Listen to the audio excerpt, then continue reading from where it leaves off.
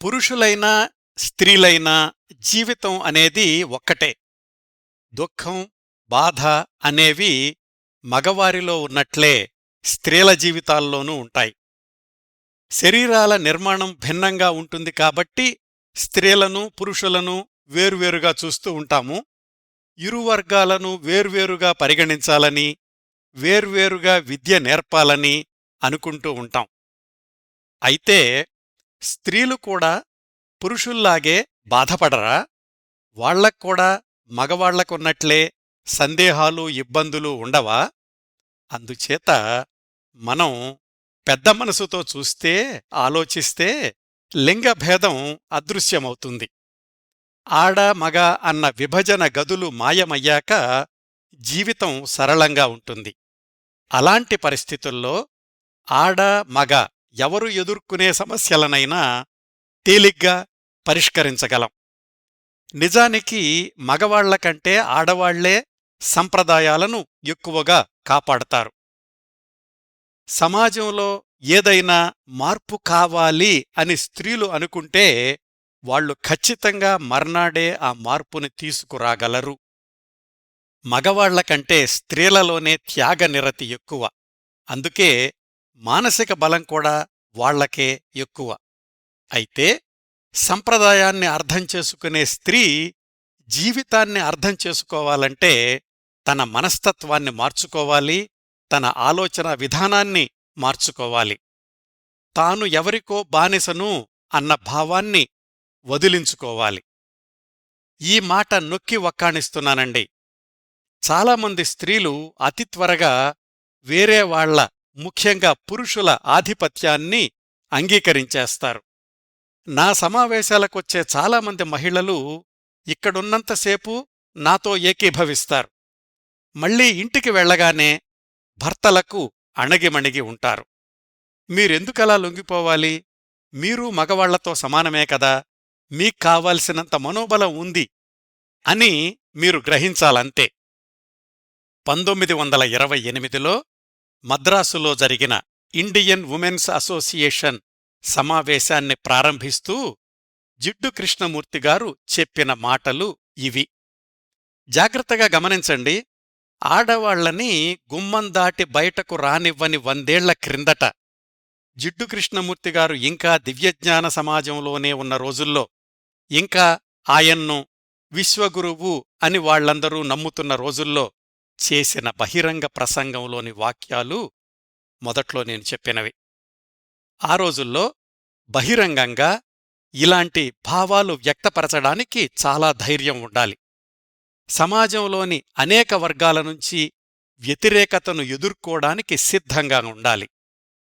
తాను నమ్మిన భావాల్ని నిర్భయంగా వ్యక్తపరచగలిగే స్వభావముంది కాబట్టే కృష్ణమూర్తిగారిని విలక్షణ తత్వవేత్తగానే కాకుండా విప్లవ తత్వవేత్తగా కూడా పరిగణిస్తారు. ఆయన ప్రసంగాలను తమ జీవితాలకు మార్గదర్శక సూత్రాలుగా మలచుకున్న అనేకమంది అభిమానులు. శతాబ్దాల తత్వవేత్తల జాబితాలో తనకంటూ ఒక ప్రత్యేక స్థానాన్ని పదిలపరచుకున్న జిడ్డు కృష్ణమూర్తిగారి జీవన రేఖలు 19వ భాగం ఈరోజు. గత 18 భాగాల్లో జన్మించిన 1895 నుంచి ఆయనకు 55 సంవత్సరాల వయసొచ్చే 1950 దాకా కృష్ణమూర్తిగారి జీవన ప్రయాణంలో చోటు చేసుకున్న అనేక సంఘటనల గురించి మాట్లాడుకున్నాం. 9 ఏళ్ల తర్వాత 1947 చివర్లో భారతదేశంలో మజిలీ చేసినప్పుడు, మళ్ళా 1949 చివర్లో ఇండియాలో ఉన్నప్పుడు ఆయనకు పరిచయమై, తరువాతి రోజుల్లో ఆయన భారతదేశ పర్యటనల్లో అవిభాజ్య భాగమైన పుప్పుల్ జైకర్, నందిని మెహతాల గురించి క్రిందటి 2 భాగాల్లో చాలా విశేషాలు తెలుసుకున్నాం. నందిని మెహతా విడాకుల కేసు విషయంలో కృష్ణమూర్తిగారి పేరు కోర్టు వాదనల్లోనూ పత్రికల్లోనూ ప్రముఖంగా వినిపించింది. ఆ కేసులో నందిని ఓడిపోయింది అన్న అంశం దగ్గర క్రిందటి భాగాన్ని ఆపాం. ఇక్కడ్నుంచి మిగతా విశేషాలు ఈ 19వ భాగంలో తెలుసుకుందాం. ఇన్ని మిశ్రమ అనుభవాల తర్వాత 1950 మేలో కృష్ణాజీ మళ్ళా హెడ్ క్వార్టర్స్ అమెరికా కాలిఫోర్నియాలోని ఓహై వ్యాలీకి చేరుకున్నారు. వెంటనే ఏమాత్రం విశ్రాంతి తీసుకోకుండా న్యూయార్క్ వెళ్లి 2 వారాలు ప్రసంగాలిచ్చారు. వెంటనే 1950 జులై 4న వాషింగ్టన్ రాష్ట్రంలోని సియాటిల్ నగరంలో మరికొన్ని ప్రసంగాలిచ్చారు. ఈ సియాటిల్ పర్యటనలో ఆయనతో పాటు రోజ్లిండు, వాళ్లమ్మాయి రాధ కూడా వెళ్లారు. రాధ అప్పటికి కాలేజీలో డిగ్రీ మొదటి సంవత్సరం చదువుతోంది. ఆమె వయసు 19 సంవత్సరాలు. ఇట్లా ఇండియా నుంచి రాగానే అమెరికాలో కూడా 2 నెలలు సుడిగాలి పర్యటనల వల్ల కృష్ణమూర్తిగారు బాగా అలసిపోయారు. ఆ అలసటకు తోడు ఆయన మీద ఇంకొక వ్యక్తిగతమైన ఒత్తిడి మొదలయింది ఆ రోజుల్లోనే. అదేమిటంటే, గుర్తుంది గదా, గత 2 ఏళ్ల భారతదేశ పర్యటనలో అంటే 1948-49లలో కృష్ణమూర్తిగారు ఒక్కరే భారతదేశంలో పర్యటించారు. అంతవరకు ఆయనను వెన్నంటి ఉంటున్న రాజగోపాల్ కానీ, రోజ్లిండ్ కానీ ఆయనతో పాటు భారతదేశం వెళ్లలేదు. ఎప్పుడు ఏది ఎలా జరుగుతుందో అని ఏనాడూ బెంగపడని, దిగులుపడని, కంగారుపడని, విచారించని కృష్ణమూర్తిగారికి భారతదేశంలో చాలామంది కొత్తవాళ్లు పరిచయమయ్యారు. వాళ్లే ఆయన పర్యటనలు, ప్రసంగాలు, వ్యక్తిగత అవసరాలు, ఆతిథ్యాలు అన్నీ చూసుకున్నారు. వాళ్లల్లో ముఖ్యంగా చెప్పుకోవాల్సింది పుప్పుల్ జయకర్, నందినీ మెహతా అక్కా చెల్లెళ్ళు. పరిచయమైన 1-2 నెలలకే వాళ్ల జీవితాల్లో కృష్ణమూర్తిగారు, కృష్ణమూర్తిగారి జీవితంలో వాళ్లు విడదీయరాని భాగమైపోయారు. కృష్ణమూర్తిగారు పుప్పుల్ జయకర్ ఇంట్లో బస చేశారు కూడా. ఈ విషయాలన్నీ అమెరికాలోనే ఉన్న రాజగోపాల్, రోజ్లిండ్లకు ఎప్పటికప్పుడు రాజగోపాల్ మిత్రులు ఉత్తరాల ద్వారా తెలియపరుస్తున్నారు. టైమ్ మ్యాగజైన్లో వచ్చిన వార్తా కథనం కూడా వాళ్లను చేరింది. అప్పటికి తనకి పరిచయం లేకపోయినా రాజగోపాల్ పుప్పుల్ జయకర్కి ఒక టెలిగ్రామ్ ఇచ్చారు. అక్కడ ఏం జరుగుతోందసలు అని. ఆమె వివరాలు పంపించింది. పైగా కృష్ణమూర్తిగారు, మీరు లేక చాలా ఇబ్బందులు పడ్డాను, మీరుంటే బావుండేది, ఇలాంటి మాటలేమీ అనలేదు. రాజగోపాల్ లేకపోయినా స్వతంత్రంగా, సౌకర్యంగా ప్రయాణం చెయ్యగలిగారు. నన్ను చూసుకునే అభిమానులు చాలామంది ఉన్నారు అన్న ధీమా కృష్ణమూర్తిగారిలో గమనించారు రాజగోపాల్, రోజ్లిండ్. 1950 ఆగస్టులో ఇద్దరూ కలిసి కృష్ణమూర్తిగారిని నిలదీశారు. అక్కడ ఏం జరిగిందో, ఏం జరుగుతోందో చెప్పండి, నందినీ మెహతా వ్యవహారం ఏమిటి, ఆ అక్కా చెల్లెళ్లతో మీ సాన్నిహిత్యం సంగతేమిటి అని పదే పదే ప్రశ్నించారు. వాళ్లు అలా అడగడానికి కారణం, అప్పటిదాకా కృష్ణమూర్తిగారు వాళ్ల చెప్పుచేతల్లోనే ఉన్నారు. కేవలం ప్రసంగాలివ్వడమే ఆయన పని. ఎక్కడికెళ్ళాలి, ఎవర్ని కలుసుకోవాలి, ఇలాంటివన్నీ కూడా రాజగోపాలే నిర్ణయిస్తూ ఉండేవాడు. పైగా వాళ్ల జీవనోపాధి కూడా ట్రస్టుకి వచ్చే విరాళాలు, కృష్ణమూర్తిగారి పుస్తకాల విక్రయాలు, వీటి ఆదాయం ద్వారానే. అలాంటిది ఆయన మీద తమ పట్టు సడలిపోతోందేమోనని వాళ్ల భయం. దీనికి తోడు రాజగోపాల్, రోజ్లిండ్ వాళ్ళిద్దరి మధ్య కూడా విభేదాలు తలెత్తుతున్నాయి. వాళ్ల దాంపత్య జీవితం కూడా సరళంగా సాగడం లేదు. అయినాగాని తాను ఒక్కర్తే కృష్ణాజీతో కలిసి ప్రయాణించే సాన్నిహిత్యాన్ని కొనసాగిస్తున్నప్పటికీ ఈ ఇండియా విషయం వచ్చేసరికి రాజగోపాల్తో కలిసి కృష్ణాజీ మీద ఒత్తిడి తెచ్చింది రోజ్లిండ్. సహజంగానే భావోద్వేగాలకు, రాగద్వేషాలకు అతీతంగా ఉండే కృష్ణమూర్తిగారు రాజగోపాల్, రోజ్లిండ్ల ఒత్తిడికి ఏమాత్రం చెల్లించలేదు. ఇదీ జరిగింది అని స్పష్టంగానూ చెప్పలేదు. వీలైనంతవరకు మౌనమే ఆయన సమాధానమయ్యింది. ఏదైనా సమాధానం చెప్పినా చాలా అస్పష్టంగా ఉండేది. ప్రతిరోజూ ఏదో ఒక సమయంలో ఈ సంభాషణలు కొనసాగడం ఇష్టం లేదు కృష్ణమూర్తిగారికి. అప్పటివరకు చేసిన అవిశ్రాంత ప్రయాణాల, ప్రసంగాల అలసట, ఇప్పుడు రాజగోపాల్, రోజ్లిండ్ల నుంచి ఈ ఒత్తిడి, వీటన్నింటి వల్ల కృష్ణమూర్తిగారు దీర్ఘకాల విశ్రాంతిని కోరుకున్నారు. ఎప్పుడూ శీతాకాలంలో భారతదేశం వెళ్లే కార్యక్రమాన్ని 1950 చివర్లో రద్దు చేసుకున్నారు. అమెరికాలో కాని ఇతర దేశాల్లో కాని ప్రసంగాలు ఏర్పాట్లు చెయ్యొద్దు అని రాజగోపాల్కి చెప్పారు. 1950 మార్చి నుంచి 1951 నవంబర్ దాకా దాదాపు 16-18 నెలలు అందరికీ దూరంగా, అన్నిటికీ దూరంగా ఆత్మశోధనలో తనలోకి తాను ప్రయాణిస్తూ ఓహై వ్యాలీకే పరిమితమైపోయారు కృష్ణమూర్తిగారు. ఎమ్మెల్యే పుప్పుల్ నందినీలకు తప్ప ఇంకెవ్వరికీ ఉత్తరాలు కూడా రాయడం లేదు. సాధారణంగా కృష్ణమూర్తిగారి కార్యక్రమాల గురించి ప్రపంచవ్యాప్తంగా ఉన్న ఆయన అభిమానులకు తెలియచేయడానికి ఇంటర్నేషనల్ స్టార్ బులెటిన్ అనే చిన్న పత్రిక ఓహై నుంచి వెలువడుతోంది. రాజగోపాల్ దాని నిర్వహణ చూసుకుంటున్నాడు. 1951 ఫిబ్రవరి నెల ఆ పత్రికలో కృష్ణమూర్తిగారు 1 సంవత్సరం పాటు ఎవరికీ ఇంటర్వ్యూలు ఇవ్వరు, ప్రసంగాలు లేవు అని ప్రకటించారు. ఇలా వాళ్ల మధ్య చిన్న అసౌకర్య నిశ్శబ్ద మనస్పర్ధలు కొనసాగుతున్నప్పటికీ కృష్ణమూర్తిగారికి వేళకి భోజన సదుపాయాలు, ఆయన బాగోగులు చూసుకోవడం, ఈ బాధ్యతలన్నీ సక్రమంగానే నిర్వహిస్తోంది రోజ్లిండ్. అప్పటికీ రోజ్లిండ్ హ్యాపీ వ్యాలీ స్కూల్ వ్యవహారాల్లో కూడా తీరిక లేకుండా ఉండేవారు. రాజగోపాల్, రోజ్లిండ్ల వివాహబంధం, కృష్ణమూర్తిగారితో వాళ్ళిద్దరి స్నేహబంధం పూర్తిగా విచ్ఛిన్నమై వాళ్లు ముగ్గురూ ఒకరిమీద ఒకరు కత్తులు దూసుకునేంత దూరం వెళ్లడానికి, అవన్నీ బహిరంగంగా అందరికీ తెలియడానికి మరొక 10 ఏళ్లు పట్టింది. ఆ వివరాలన్నీ టైంలైన్లో వస్తాయి. ఇట్లా 16 నెలల విశ్రాంతి తర్వాత 1951 నవంబర్లో మళ్లీ ఇండియా వయా లండన్ పర్యటన మొదలుపెట్టారు. ఈసారి రాజగోపాల్ కృష్ణాజీతోనే ఉన్నాడు. ముందుగా లండన్లో ఆగారు. అక్కడ ఆయన తప్పనిసరిగా కలుసుకోవాల్సింది ఎమిలీ లూటెన్స్ని కదా. వృద్ధాప్యం రీత్యా ఆమె చాలా చిన్న ఫ్లాట్లోకి మారడంతో ఈసారి ఆమె ఇంట్లోనే ఉండడానికి వీలు కాలేదు. మరొక అభిమాని కృష్ణాజీకి ఆతిథ్యమిచ్చారు. అక్కడున్న వారం రోజుల్లో ప్రతిరోజూ వీలైనంత ఎక్కువ సమయం ఎమిలీ ఫ్లాట్కి వచ్చి ఆమెతో కబుర్లు చెప్తుండేవారు కృష్ణాజీ. ఈసారి లండన్లో ప్రసంగాలేమీ పెట్టుకోలేదు. 1 వారం రోజుల తర్వాత కృష్ణాజీ, రాజగోపాల్లు విమానంలో ఇండియాకి చేరుకున్నారు.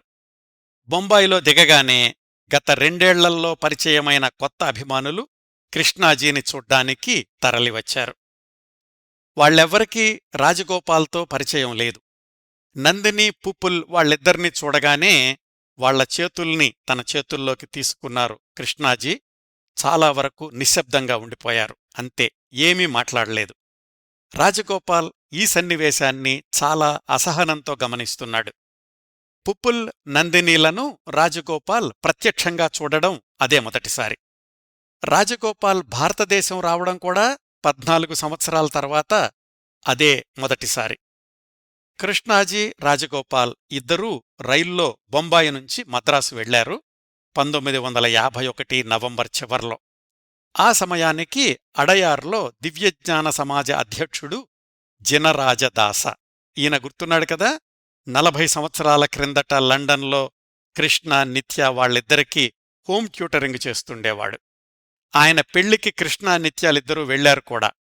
ఇప్పుడు ఆయన దివ్యజ్ఞాన సమాజ అధ్యక్షుడి హోదాలో కాకుండా వ్యక్తిగతంగా కృష్ణమూర్తిగారిమీద ఉన్న అభిమానంతో మరికొంతమంది సమాజ సభ్యుల్ని వెంటపెట్టుకుని రైల్వే స్టేషన్కి వెళ్లాడు.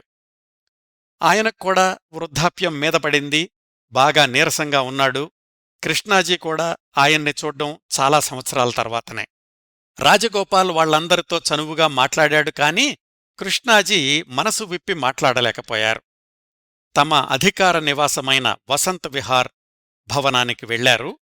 అప్పటికి వసంత్ విహార్లో పైభాగాన్ని ఎవరికో అద్దెకిచ్చారు. అందుకని రాజగోపాల్ పక్కనే ఉన్న దివ్యజ్ఞాన సమాజ ఆవరణలో ఒకప్పుడు లెడ్ బీటర్ నివసించిన గదిలో బస చేశాడు. ఆ ఆవరణ, వసంత విహార్ చాలా దగ్గర్లోనే ఉండేవి. పైగా రాజగోపాల్కి దివ్యజ్ఞాన సమాజంతో ఎప్పుడూ ప్రత్యక్ష వైరం లేదు. అందుచేత రాజగోపాల్ అక్కడ అందరితో సఖ్యంగానే ఉండేవాడు. వాళ్లు మద్రాసు చేరుకున్న కొద్ది రోజులకే కృష్ణమూర్తిగారి ఆహ్వానం మీద పుప్పుల్, నందిని వాళ్ళిద్దరూ కూడా మద్రాసెళ్లారు. వాళ్లు ఉండడానికి వసంత విహార్లోనే వరండాలో తడికల్లాంటివి అడ్డం పెట్టి వసతి ఏర్పాటు చేశారు, కృష్ణమూర్తిగారికి సమీపంలో ఉండాలని. అది 1951 డిసెంబర్ మొదటి వారం. కృష్ణమూర్తిగారికి జ్వరం రావడంతో ఆ నెలంతా ప్రసంగాలేమీ పెట్టుకోలేదు. నందిని, పుప్పుల్ జైకర్లు కూడా కృష్ణాజీని సంవత్సరంన్నర తర్వాత చూస్తున్నారు. ఓహైలో సుదీర్ఘ విశ్రాంతి సమయంలో ఆయన ఏం చేశారో తెలుసుకోవాలని పదే పదే ఆయనను ప్రశ్నించారు, కాని స్పష్టమైన సమాధానం రాలేదు. అంతకు ముందు నుంచే కృష్ణమూర్తిగారికి ఒక రోజైనా, ఒక వారమైనా, ఒక సంవత్సరమైనా గతంలోకి తొంగి చూడడం, ఎలాంటివైనా సరే గతంలోని సన్నివేశాల్ని గుర్తు చేసుకోవడం అస్సలు ఇష్టం ఉండేది కాదు. అదే విషయాన్ని అందరికీ చెప్తుండేవాళ్లు కూడా. అందుకనే నిజంగానే ఆయనక్కూడా ఆ గత సంవత్సరంన్నరలో ఓహైలో ఏం జరిగిందో గుర్తులేకపోవచ్చు. రాజగోపాల్ గురించి మాత్రం చాలా ప్రశంసిస్తూ పుప్పుల్ జైకర్, నందినీలకు చెప్పారు కృష్ణాజీ. తనకోసం అతడు ఎన్ని త్యాగాలు చేసింది, ఇంకా చేస్తోంది వివరంగా చెప్పారు ఆ అక్కా చెల్లెళ్ళిద్దరితో. రాజగోపాల్, రోజలిండ్లు ఓహైలోని తనని పదే పదే ఈ అక్కా చెల్లెళ్ల గురించి గుచ్చిగుచ్చి ప్రశ్నించడం గుర్తుంది కృష్ణాజీకి. ఇప్పుడు తన సహాయకుడు రాజగోపాల్. అతడికి ఈ అక్కా చెల్లెళ్ల మీద ద్వేషం ఉండడం కృష్ణాజీకి ఇష్టం లేదు. ఒకసారి వ్యక్తిగతంగా రాజగోపాల్ని కలిసి మాట్లాడమని వాళ్ళిద్దరినీ పంపించారు. పుప్పుల్, నందిని మెహతాలు దివ్యజ్ఞాన సమాజం ఆవరణలో నివసిస్తున్న రాజగోపాల్ దగ్గరకు వెళ్లారు. ఆయన మాటలు, ప్రవర్తన చాలా మర్యాదగానే ఉన్నప్పటికీ చూపులు మాత్రం ఏవో కనిపించని కోణాలను చూడాలి అన్నట్లున్నాయి. అక్కా చెల్లెళ్ళిద్దరినీ ఆయన అడిగిన ప్రశ్నలు కూడా సూటిగా లేవు. ప్రతి ప్రశ్నకు ఆలోచించి ఆలోచించి సమాధానం ఇవ్వాల్సి వచ్చింది అని పుప్పుల్ జైకర్ తన పుస్తకంలో రాసుకున్నారు. 3 ఏళ్ల క్రిందట ఊటీలో ఉండగా కృష్ణాజీ ప్రాసెస్కి గురైనప్పుడు ఈ అక్కా చెల్లెళ్ళిద్దరూ ఆయనతో ఉన్నారు కదా, ఆ విషయం అప్పుడు ఊటీలో వంటమనిషిగా ఉన్న వేలు అనే అతను రాజగోపాల్కి చెప్పాడు. ఆ రోజుల గురించి చెప్పమని అటు తిప్పి ఇటు తిప్పి రకరకాలుగా ప్రశ్నించాడు రాజగోపాల్. అక్కా చెల్లెళ్ళిద్దరికీ చాలా అసౌకర్యంగా అనిపించింది. ఏ సమాధానం చెప్పినా అతడు నమ్మే స్థితిలో లేడు అని తెలుస్తోంది. గంటల సంభాషణ తర్వాత ఇరుపక్షాల వారికి విసుగొచ్చేసింది. తర్వాత రాజగోపాలే వాళ్లతో చెప్పాడు, కృష్ణమూర్తిని పూర్తిగా నమ్మకండి, ఆయన మనసు ఎప్పుడూ ఒకలాగా ఉండదు, ఎప్పుడు ఎలా మారతాడో తెలీదు అని. అది చాడీలు చెప్పినట్లుంది వాళ్లకి.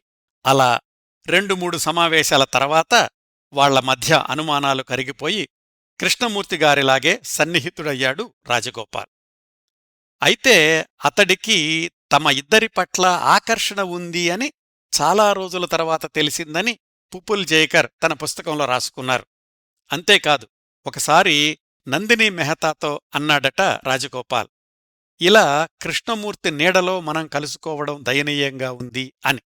అంటే కృష్ణమూర్తిగారి ప్రమేయం లేకుండా ఆమెతో పరిచయం జరిగి ఉంటే బాగుండేది అనే అర్థం వచ్చేలాగా. మొత్తానికి ఈ పర్యటనలో పుప్పుల్ జైకర్, నందినిలను ప్రత్యక్షంగా పరిచయం చేసుకుని వాళ్ల గురించి తెలుసుకునే అవకాశం కలిగింది రాజగోపాల్కి. 1 నెల తర్వాత కృష్ణాజీకి జ్వరం తగ్గింది. 1952 జనవరి 5 నుంచి ఫిబ్రవరి 12 దాకా ప్రతి శనివారం, ఆదివారం ఉదయం పూట వసంత విహార్లోని తోటలో ప్రసంగాలు ఏర్పాటు చేశారు కృష్ణాజీ. దాదాపు సంవత్సరంన్నర తర్వాత ఆయన ఇలా బయటకొచ్చి మాట్లాడ్డం. కొత్త భావాల కంటే కూడా అంతకుముందు చెప్పిన అంశాలనే సరికొత్త పదజాలంతో చెప్పారు కృష్ణాజీ. గతం సంకెళ్లను ఛేదించుకోమని చెప్తూ, ఒక్కసారి ఆచరించి చూడండి, వర్తమానంలోని మాధుర్యం తెలుస్తుంది, అనంతమైన ప్రేమ, స్వేచ్ఛ కనిపిస్తాయి, స్వీయ జ్ఞానమే దేన్నైనా అర్థం చేసుకోవడానికి మూలం, అర్థం చేసుకోవడం అనేది మానసిక పరివర్తనకు కీలకం అన్నారు. ఇట్లా మద్రాసులో 3 నెలలు గడిపాక 1952 మే నెలకల్లా రాజగోపాల్, కృష్ణాజీ మళ్లీ లండన్ మీదుగా అమెరికాలోని కాలిఫోర్నియా ఓహై వ్యాలీకి చేరుకున్నారు. వాళ్లు కాలిఫోర్నియా చేరుకునేసరికి ఒక సంతోషకరమైన వార్త ఎదురుచూస్తోంది.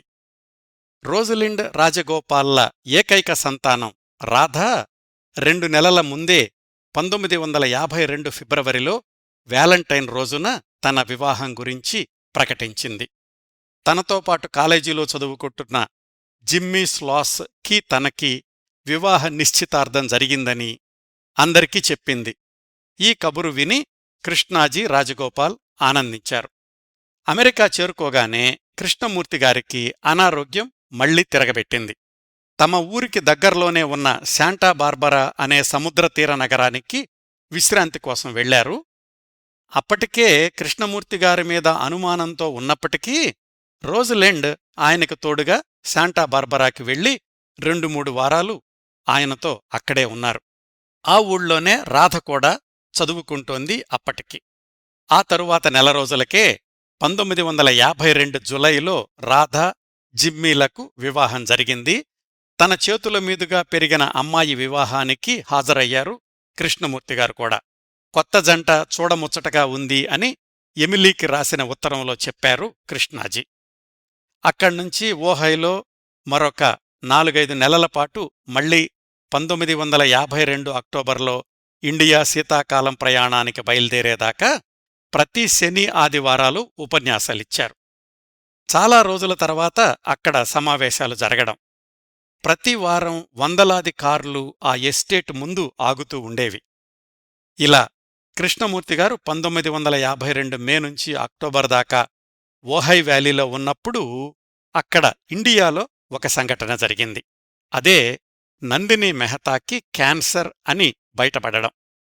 సంవత్సరాల తరబడి భర్తతో వేధింపులు, శారీరక గాయాలు, పిల్లల కస్టడీ పిటిషన్లో కూడా ఓడిపోవడం, వీటన్నింటి వల్ల మానసికంగా కూడా తీవ్రంగా దెబ్బతినడంతో క్యాన్సర్ అత్యంత వేగంగా విస్తరించింది నందిని మెహతాలో.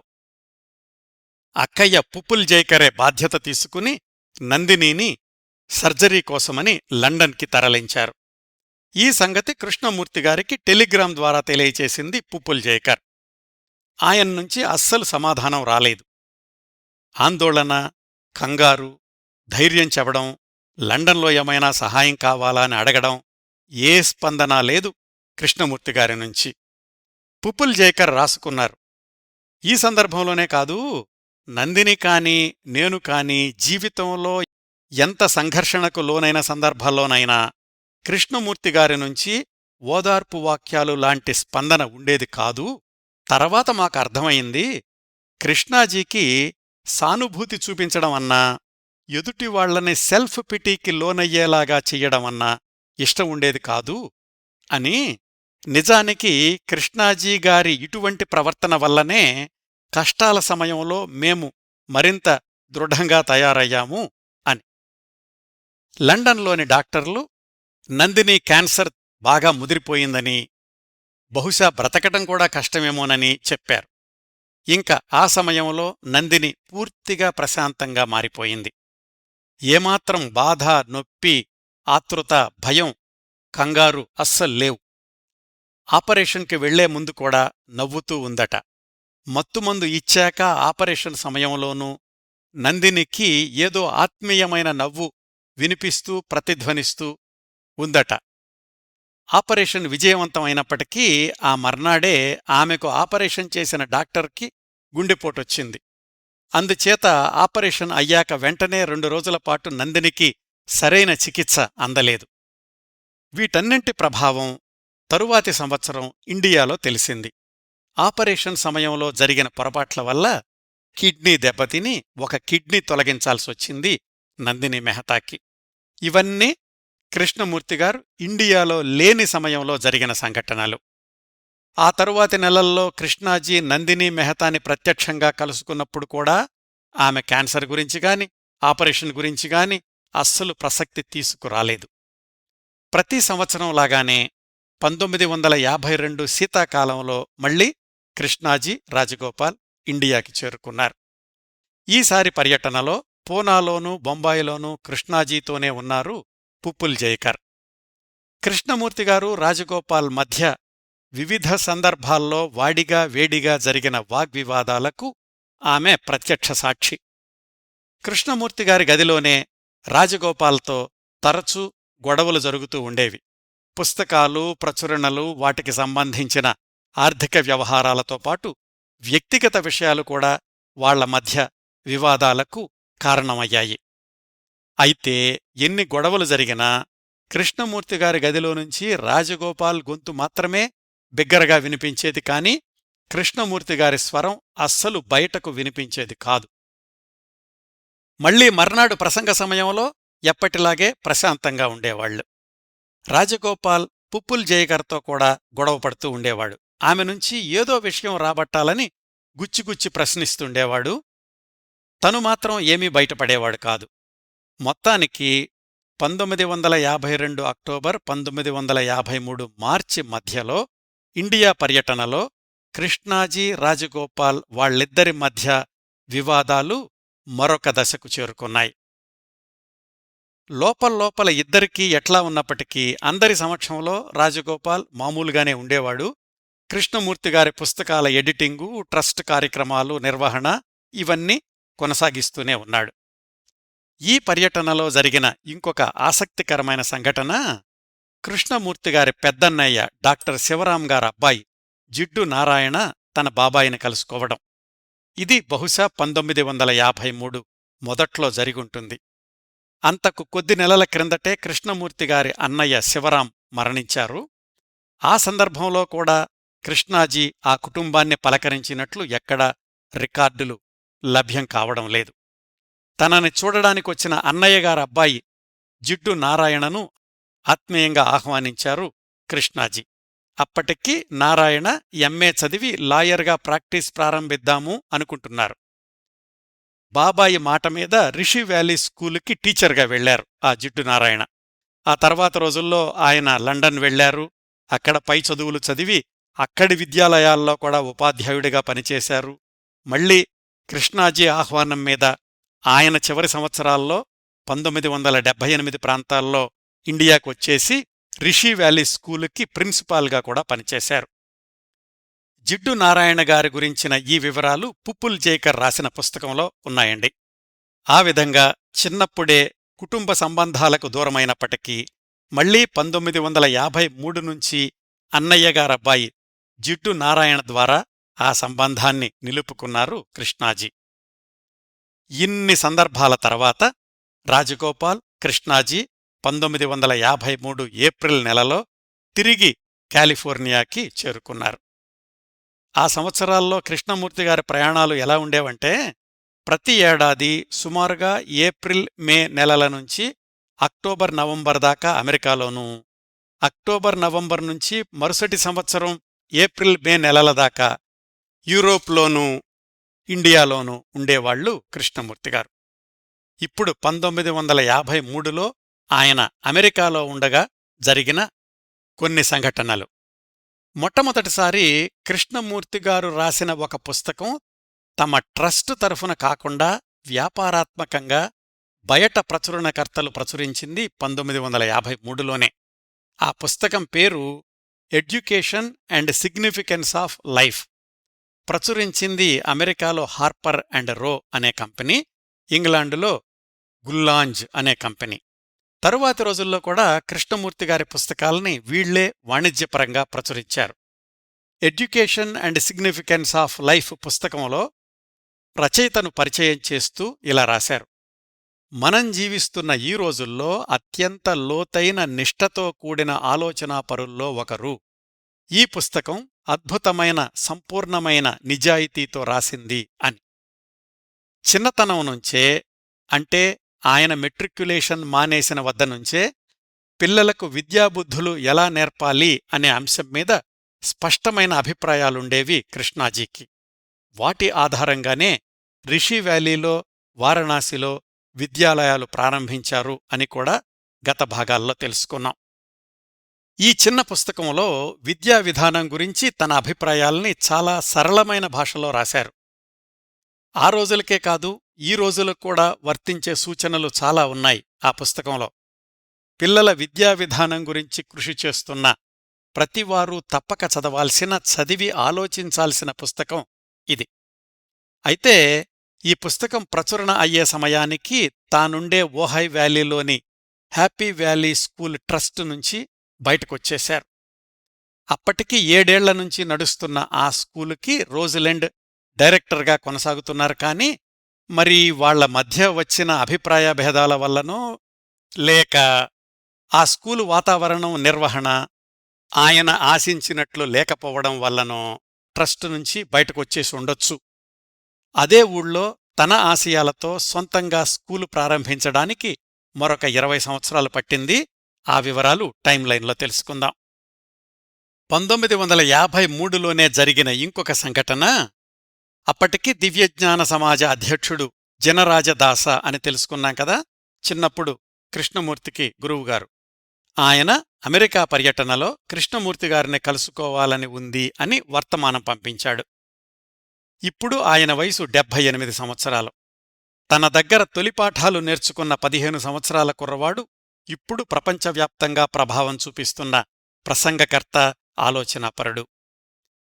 దివ్యజ్ఞాన సమాజంతో సంబంధం లేకుండా తన ఒకప్పటి గురువుగారు తనని కలుసుకోవాలనుకోవడం కృష్ణమూర్తిగారికి ఆనందంగా అనిపించింది. కలుసుకున్నప్పుడు ఎన్నో విషయాలు మాట్లాడాలి అనుకున్నారు. దురదృష్టవశాత్తు కృష్ణమూర్తిగారి ఊరికి ప్రయాణం చేసే క్రమంలో 1953 జూన్ 18న చికాగోలో హఠాత్తుగా మరణించారు జినరాజదాస. అప్పటి వరకు దివ్యజ్ఞాన సమాజంతో ఉన్న ఒకే ఒక్క బంధం పూర్తిగా తెగిపోయింది కృష్ణమూర్తిగారికి. ఇంకా 1953లోనే చోటు చేసుకున్న మరొక సంఘటన, లండన్లో ఉంటున్న లేడీ ఎమిలీ లూటెన్స్ గుర్తుంది కదా, కృష్ణమూర్తిగారికి మాతృసమానురాలు. ఇప్పుడు ఆమె వయసు దాదాపు 80 సంవత్సరాలు. అందులో సగభాగం అంటే 40 సంవత్సరాలు పైగా కృష్ణమూర్తిగారితో సన్నిహిత పరిచయం. అన్ని దశాబ్దాలుగా వాళ్ల మధ్య ఉత్తరాలు కూడా క్రమం తప్పకుండా కొనసాగుతున్నాయి. ఈ సమయానికి అంటే 1953కి Emily Lutyens a blessed girl అనే పేరుతో తను, తన కుటుంబ సభ్యుల వివరాలతో ఆత్మకథాత్మక పుస్తకం రాసింది. 1953 అక్టోబర్లో మార్కెట్లోకి వచ్చి ఆ పుస్తకం సంచలనం సృష్టించింది. 10,000 కాపీలు అమ్ముడుపోయాయి. అయితే అందులో దివ్యజ్ఞాన సమాజం, కృష్ణమూర్తిగారితో అనుబంధం ఈ విషయాలేమీ లేవు. ఆ పుస్తకం విజయవంతమవడంతో ఎమిలీ సన్నిహితులు దివ్యజ్ఞాన సమాజంతో ఆమె అనుబంధం గురించి ఒక పుస్తకం రాయమన్నారు. క్యాండిల్స్ ఇన్ ది సన్ అనే పేరుతో తన దివ్యజ్ఞాన సమాజ జ్ఞాపకాలకు అక్షరరూపం ఇవ్వడం ప్రారంభించింది ఎమిలీ. సహజంగానే ఆమె దివ్యజ్ఞాన సమాజంతో సంబంధం అంటే కృష్ణమూర్తిగారి ప్రసక్తి తప్పనిసరిగా వస్తుంది కదా. తన గురించి, నిత్యా గురించి ప్రస్తావించుకోవచ్చు, ఆ రోజుల్లో తను రాసిన ఉత్తరాల్ని ఉటంకించవచ్చు అని కృష్ణమూర్తిగారు అనుమతి కూడా ఇచ్చారు. అప్పటికీ వాళ్ళిద్దరి మధ్య ఉత్తరాలు క్రమం తప్పకుండా నడుస్తున్నాయి కాబట్టి కృష్ణమూర్తిగారు ఎమిలీకి రాశారు 1953 ఆగస్టు 17న. అమ్మా, నువ్వు రాస్తున్న రెండో పుస్తకం బాగా వస్తుందనుకుంటున్నాను. మీ అమ్మాయి మేరీ ఎలాగూ సహాయం చేస్తోంది కదా, అందులో నా గురించి కూడా రాస్తానన్నావు. గతం గురించి నేనేమీ సిగ్గుపడడం లేదు, కాని ఆ సంవత్సరాల్లో జరిగిన సంఘటనలు గుర్తొస్తే వింతగా ఉంది. నువ్వు రాసే విషయాలేమీ దివ్యజ్ఞాన సమాజ పెద్దలకు మరింత ఆగ్రహం తెప్పించవు అనుకుంటున్నాను. అయినా మనమేం చేయలేం కదా అని. ఆ భరోసాతో లేడీ ఎమిలీ లూటెన్స్ తన రచనను కొనసాగించింది. ఆ ప్రాసెస్ రోజులు 1922లో నిత్యాతో కలిసి ఓహై వ్యాలీలో ఉండడం, అప్పట్లో ఆయన రాసిన ఉత్తరాలు ఇవన్నీ కూడా ఆ పుస్తకంలో చేర్చింది. 1953 చివర్లో ఆ పుస్తకం డ్రాఫ్ట్ కాపీని కృష్ణమూర్తిగారికి సమీక్ష కోసం పంపించింది. సహజంగానే ఆ సమయానికి కృష్ణమూర్తిగారు మద్రాసు, వారణాసి, బొంబాయి ఇట్లా ఇన్ని నగరాల మధ్య తిరుగుతున్నారు ప్రసంగాలిస్తూ. ఆయనకు అంత పెద్ద పుస్తకం చదివేటంతటి తీరిక ఉండేది కాదు. ఆయన పుస్తకాలన్నింటినీ ఎడిటింగ్ చేస్తున్న రాజగోపాల్ ముందుగా ఎమిలీ రాసిన ఆ పుస్తకం డ్రాఫ్ట్ చదివాడు. దీనిలో పరిహరించాల్సిన భాగాలు చాలా ఉన్నాయి, మీరు కూడా పూర్తిగా చదివేదాకా దీని ప్రచురణకు అనుమతి ఇవ్వొద్దు అని కృష్ణమూర్తిగారితో చెప్పాడు రాజగోపాల్. కృష్ణమూర్తిగారేమో ఆ పుస్తకం చదవకుండానే, సరే ఆ భాగాలేవో తీసేయమని నువ్వే చెప్పు అన్నారు. మీరు మొత్తం చదవకుండా ఎలా చెప్తారు అన్నాడు రాజగోపాల్. అప్పటికే వాళ్ళిద్దరి మధ్య అంతర్గత వివాదాలున్నాయి కదా. ఈ మధ్యలో రాజగోపాల్ ఎమిలీకి ఉత్తరం రాశాడు. కృష్ణమూర్తిగారు పూర్తిగా చదవకుండా నిర్ణయం తీసుకోలేము, మీరు ప్రస్తుతానికి ఈ పుస్తకం పని ఆపండి అని. 1954 సంవత్సరం వచ్చేసింది. 3 నెలల దాకా కృష్ణమూర్తి రాజగోపాల్ వాళ్ల దగ్గర్నుంచి సమాధానం రాలేదు. 80 ఏళ్ల లేడీ ఎమిలీ పరిస్థితి ఎలా ఉంటుందో అర్థం చేసుకోవచ్చు. 1954 మార్చిలో కృష్ణమూర్తిగారి నుంచి ఎమిలీకి ఉత్తరం అందింది. నేను లండన్ వచ్చి మీతో ప్రత్యక్షంగా కొన్ని విషయాలు చర్చించాలి. పుస్తకం ప్రచురణకు వెళ్లొచ్చు లేదు అని ఈ దశలో నేను చెప్పలేను కాని మనం ఒకసారి మాట్లాడుకుంటే మంచిది అని. ఎమిలీ, వాళ్లమ్మాయి మేరీ వాళ్ళిద్దరిలో ఆతృత మరింత పెరిగిపోయింది. అయితే చెప్పినట్లుగానే కృష్ణాజీ లండన్ వెళ్లారు. లేడీ ఎమిలీని, మేరీని కలుసుకున్నారు. పుస్తకం విషయం మాట్లాడబోతే అంత ఆసక్తి చూపించలేదు. సరే, ఇంకా ఆయనకు అభ్యంతరం లేదులే అనుకుని ప్రచురణకర్తకు ఫైనల్ కాపీ చెయ్యమని చెప్పారు. క్యాండిల్స్ ఇన్ ది సన్ అన్న టైటిల్ కూడా సరేనన్నారు కృష్ణాజీ. ఆ వర్షంలో 1922 ప్రాంతాల్లో ఓహైలో జరిగిన పెప్పర్ ట్రీ సంఘటన అవన్నీ ఉన్నాయి. అది కూడా కృష్ణమూర్తిగారికి తెలుసు అని మేరీకి కూడా రూఢిగా తెలుసు. ఇట్లా ఈ పుస్తకం ఇంత సందిగ్ధ వాతావరణంలో ముందుకెళ్తున్న రోజుల్లోనే కృష్ణమూర్తిగారు రాసిన the first and last freedom అనే పుస్తకం విడుదలై సంచలన విజయం సాధించింది. ప్రతులు హాట్ కేకుల్లాగా అమ్ముడుపోయాయి. కృష్ణమూర్తిగారి అభిమానుల సంఖ్య కొన్ని రెట్లు పెరిగిపోయింది. ఇదంతా 1954 మే ప్రాంతాల్లో. కృష్ణమూర్తి, రాజగోపాల్లు అమెరికా వెళ్లేసరికి అక్కడ కూడా ఆయన్ని చూడ్డానికొచ్చిన అభిమానులు రెట్టింపయ్యారు. ఆ పుస్తకానికి ఆయన ఓహై మిత్రుడు, హాలీవుడ్ స్క్రీన్ ప్లే రచయిత ఆల్డస్ హక్స్లీ 10 పేజీల ముందుమాట రాశాడు. పుస్తకం అంతమందిని ఆకర్షించడం, విజయవంతమవ్వడం ఇలాంటివేమీ అస్సలు పట్టించుకునేవారు కాదు కృష్ణమూర్తిగారు. ఆ పుస్తకం సంగతి అలా ఉంచితే, మళ్లీ ఎమిలీ రాస్తున్న పుస్తకం విషయానికొస్తే 1954 ఆగస్టులో ఫైనల్ కాపీ సిద్ధమై అక్టోబర్లోనో నవంబర్లోనో ప్రింటింగుకి వెళ్లాలి. సెప్టెంబర్ 3వ తేదీన అమెరికాలో ఉన్న కృష్ణమూర్తిగారి నుంచి ఎమిలీకి అందిన చిన్న ఉత్తరం పెద్ద బాంబు పేల్చింది. ఆ పుస్తకం ప్రచురణ ఆపేయండి, అందులోని విషయాలు ప్రస్తుతం నేను చేస్తున్న కార్యక్రమాలకు చెడ్డపేరు తెస్తాయి, అది నాకు నచ్చడం లేదు, ఇలా అంటున్నందుకు మీకు బాధగా ఉంటుంది, అయినా చెప్పక తప్పడం లేదు, నన్ను క్షమించమ్మా, మన స్నేహం 40 ఏళ్ల పైగా అని గుర్తుంది, కాని ఆ పుస్తకం బయటకు రావద్దు అని రాశారు అందులో కృష్ణమూర్తి. ఎమిలీకి ఊహించని ఎదురుదెబ్బ అది. నెలల క్రిందట కృష్ణమూర్తిగారు సరే అంటేనే కదా ఇంత దూరం వచ్చింది. ఒకసారి అంగీకరించాక మళ్ళా ఇలా అడ్డం చెప్తే అంతవరకు దానిమీద పెట్టిన ఖర్చు, పబ్లిషర్తో కాంట్రాక్టు ఇవన్నీ ఏమవ్వాలి? మేరీ కూడా కృష్ణమూర్తిగారి ప్రవర్తనకు షాక్ తింది. అయినా చెయ్యగలిగిందేమీ లేదు. ఇంతవరకు అయిన ఖర్చులు నేనిస్తాను అని కృష్ణమూర్తిగారు రాశారు కాని ఎమిలీ దానికి ఒప్పుకోలేదు. 15 ఏళ్ల కుర్రాడిగా చూసిన దగ్గర్నుంచి సొంత కొడుకులా ప్రేమిస్తూ వచ్చిన కృష్ణమూర్తి ఇలా చేస్తాడు అని ఆమె అస్సలు ఊహించలేదు. ఈ ఉత్తరం రాసిన తరువాతి నెలలో 1954 అక్టోబర్లో లండన్ వెళ్లారు కృష్ణమూర్తిగారు. 80 ఏళ్ల పైబడిన వయసులో ఉన్న లేడీ ఎమిలీ చిగురుటాకులాగా వణికిపోతోంది. కృష్ణమూర్తి ఆమె దగ్గరకు వెళ్లి ఆమె చేతుల్ని తన చేతుల్లోకి తీసుకుని ఆప్యాయంగా నిమిరారు.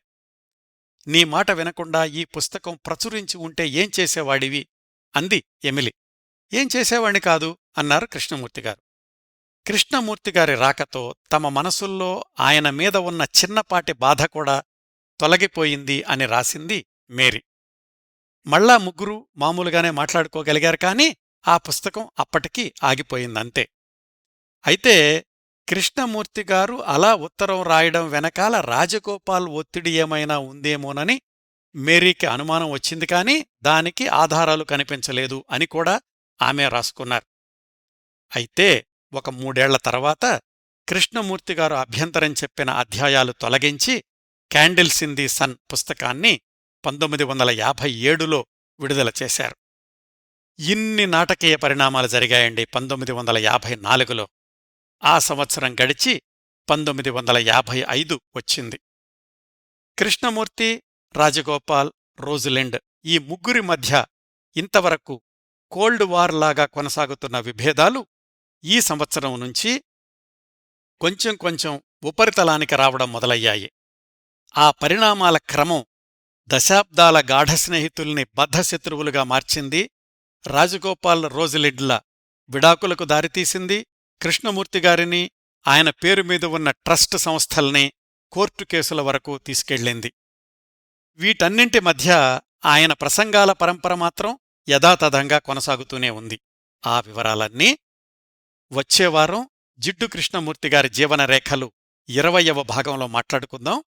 కృష్ణమూర్తిగారి జీవనరేఖల్లో 1950 నుంచి 54 వరకు ఈ 5 ఏళ్లలో జరిగిన సంఘటనల గురించిన ఈనాటి ఎపిసోడ్ని ఇంతటితో ముగిస్తానండి. ఈ కార్యక్రమాలను ఆదరించి అభిమానిస్తున్న శ్రోతలందరకు హృదయపూర్వకంగా ధన్యవాదాలు తెలియచేస్తున్నాను. వచ్చేవారం ఇదే కార్యక్రమ పరంపర 20వ భాగంతో కలుసుకుందాం. అంతవరకు నవ్వుతూ ఉండండి. మీ నవ్వులు 10 మందికి పంచండి. ప్రస్తుతానికి మీ వద్ద సెలవు తీసుకుంటోంది సదా మీ ఆదరాభిమానాలను కోరుకునే మీ కిరణ్ ప్రభ.